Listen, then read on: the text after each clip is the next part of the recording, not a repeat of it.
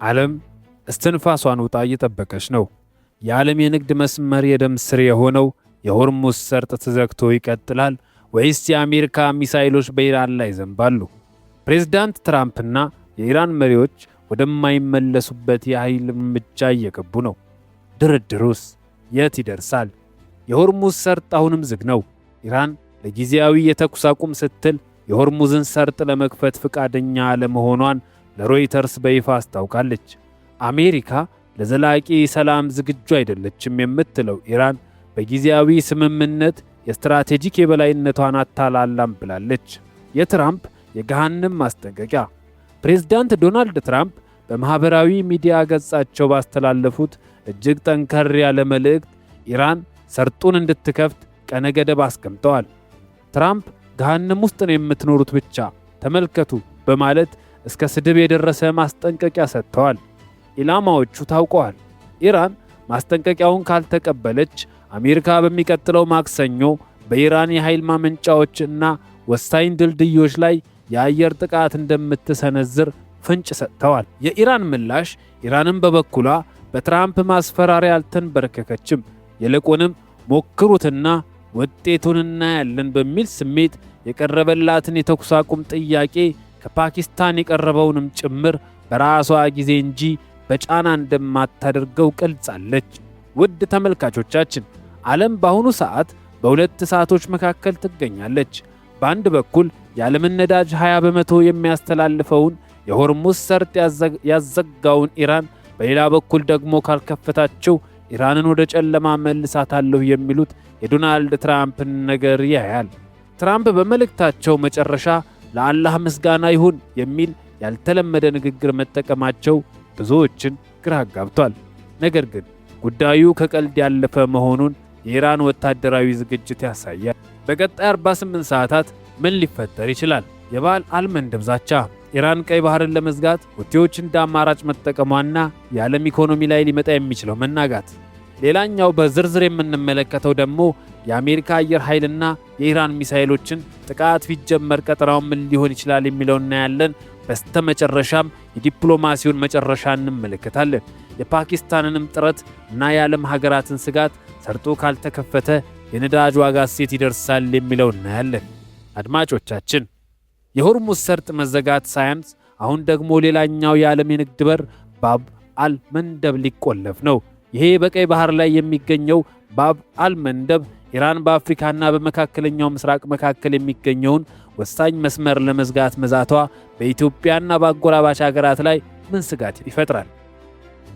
ባብ አልመንደብ ኢራን የአሜሪካን ዛቻ ተከትሎ ያልተጠበቀና እጅግ አደገኛ እርምጃ እንደምትወስድ አስታውቃለች። ጥቃቱን ሞክሩት እንጂ ሆርሙዝ ሊከፈት ቀርቶ የባብ አልመንደብ ሰርጥም ሊዘጋ ይችላል ስትል ማስጠንቀቂያዋን ወደ ቀይ ባህር አሻግራለች። የኢራን የርቀት መቆጣጠሪያ ኢራን ከባብ አልመንደብ ጋር ቀጥተኛ ድንበር ባይኖራትም በየመን ያሉት የባህር በር መስመሩን የሚቆጣጠሩትን የሁቲ አማጽያንን በመጠቀም ቀይ ባህርን ዋጋ እንደምታስከፍል ተጠቁሟል። የሁቲዎች ጥቃት ከተጀመረ የዓለም ኢነርጂና የሸቀጥ ፍሰት በአንድ ጀንበር ሊቆም ይችላል። የኢራን አዲሱ ጠቅላይ መሪ ሙጅታባ ካሚኒ አማካሪ የሆኑት አሊ አክባር ቬላያቲ አሜሪካ ስህተት ካደረገች የዓለም ንግድና የኢነርጂ ፍሰት በአንድ እርምጃ ሊቋረጥ ይችላል ሲሉ ሁኔታው እጅግ አስጊ መሆኑን ገልጸዋል። ይህ የንግድ መስመር ከተዘጋ ከእስያ ወደ አውሮፓ፣ ከአሜሪካ ደግሞ ወደ ተለያዩ ቦታዎች የሚጓጓዙ ምርቶች ሙሉ በሙሉ ስለሚስተጓጎሉ በአፍሪካ ቀንድና በዓለም አቀፍ ደረጃ የዋጋ ግሽበት ሰማይ እንደሚነካ ይገመታል። ሁኔታው አሁን ከኢራንና አሜሪካ ግጭት አልፎ ወደ ዓለም አቀፍ የኢኮኖሚ ጦርነት ተሸጋግሯል። ኢራን እጄ ረጅም ነው እያለች ነው። ሆርሙዝን በመዝጋት የነዳጅ ገበያውን ያናጋቸው ኢራን አሁን ደግሞ በሁቲዎች በኩል ባብ አልመንደብን ከዘጋች ዓለም ታይቶ የማይታወቅ ቀውስ ውስጥ ትገባለች። የትራምፕ ቀነ ገደብ እየተቃረበ ባለበት በዚህ ወቅት ኢራን ጦርነቱን ወደ ቀይ ባህር ለመውሰድ መዘጋጀቷ ምን ያሳያል? አሜሪካስ ይህን ስጋት ችላ ብላ ጥቃቱን ትሰነዝር ይሆን? የሁሉም ሰው ጥያቄ ነው። አድማጮች፣ ተመልካቾቻችን ሰዓቱ እየቆጠረ ነው። ፕሬዝዳንት ትራምፕ የሰጡት ቀነ ገደብ ሊያበቃ ጥቂት ሰዓታት ብቻ ቀርተውታል። አሜሪካ በኢራን የኃይል ማመንጫዎች ላይ ጥቃት ለመሰንዘር የጦር መርከቦቿን አዘጋጅታለች ወይስ ኢራን በሚሳኤል ዝናብ ምላሽ ለመስጠት እየተጠባበቀች ነው? ዛሬ ምሽት የዓለም ሰላም በፈትል ላይ ትገኛለች። የማክሰኞውን ቀነ ገደብ ስንመለከት ፕሬዝዳንት ትራምፕ በሰጡት ይፋዊ መግለጫ መሠረት ኢራን እስከ ነገ ማክሰኞ ድረስ የሆርሙዝ ሰርጥን ካልከፈተች ወታደራዊ እርምጃ እንደሚወሰድ አስታውቀዋል። ይህ ቀነ ገደብ ለዲፕሎማሲው መስኮት መጥበብ ትልቅ ምክንያት ሆኗል። አሜሪካ የኢራን የኃይል ማመንጫዎችና ድልድዮች ላይ ጥቃት እንደምትሰነዝር ዝታለች። ይህ ማለት ኢራንን ወደ ጨለማ በመክተት ሕዝባዊ ተቃውሞ እንዲከፈትና የሀገሪቱ የኢኮኖሚ መዋቅር እንዲፈርስ የታለመ ስትራቴጂ ነው። ኢራንን በበኩሏ የአሜሪካን ዛቻ ተከትሎ የሚሳኤል መከላከያዎቹንና የባህር ኃይሏን በተጠንቀቅ አቁማለች። ገሃነም ውስጥ ትኖራላችሁ ለሚለው የትራምፕ ንግግር የኢራን መሪዎች የጥቃት ሙከራው በራሳችሁ ላይ ገሃነምን ያመጣል በሚል ምላሽ ሰጥተዋል። ትራምፕ በመልእክታቸው መጨረሻ ለአላህ ምስጋና ይሁን ማለታቸው አሁንም አነጋጋሪ ሆኗል። ይህም በሙስሊሙ ዓለም ላይ ተጽዕኖ ለመፍጠር የታለመ ነው ወይስ የኢራንን መሪዎች ለማላገጫ የተጠቀሙበት የሚለው ከፍተኛ ክርክር እያስነሳ ነው። ውድ ተመልካቾቻችን ዛሬ ሰኞ 2026 እንደ አውሮፓውያን አቆጣጠር ላይ እንገኛለን። ነገ ማክሰኞ ትራምፕ ለኢራን የሰጡት የመጨረሻ ቀን ነው። በዋይት ሃውስ በኩል የሚወጡ መረጃዎች እንደሚያሳዩት የአሜሪካ አየር ኃይል ዝግጅቱን አጠናቋል። በሌላ በኩል ኢራን አንድ ስህተት ብትሰሩ የዓለም ንግድ ይቆማል እያለች ነው።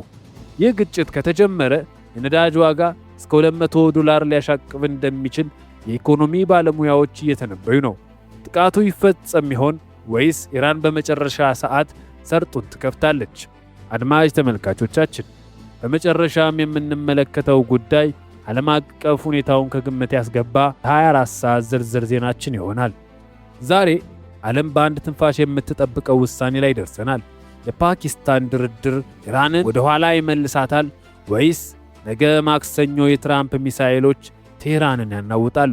ይህ መላው ዓለምን የሚቀይር የታሪክ ምዕራፍ ነው። ኢራን ከፓኪስታን የቀረበላትን የተኩስ አቁምና የሰላም ጥያቄ እየገመገመች እንደሆነ አረጋግጣለች። ሆኖም ኢራን ግልጽ ያደረገችው ነገር ቢኖር በአሜሪካ የጊዜ ገደብ ጫና ውስጥ ሆኜ ውሳኔ አልሰጥም ማለቷ ነው።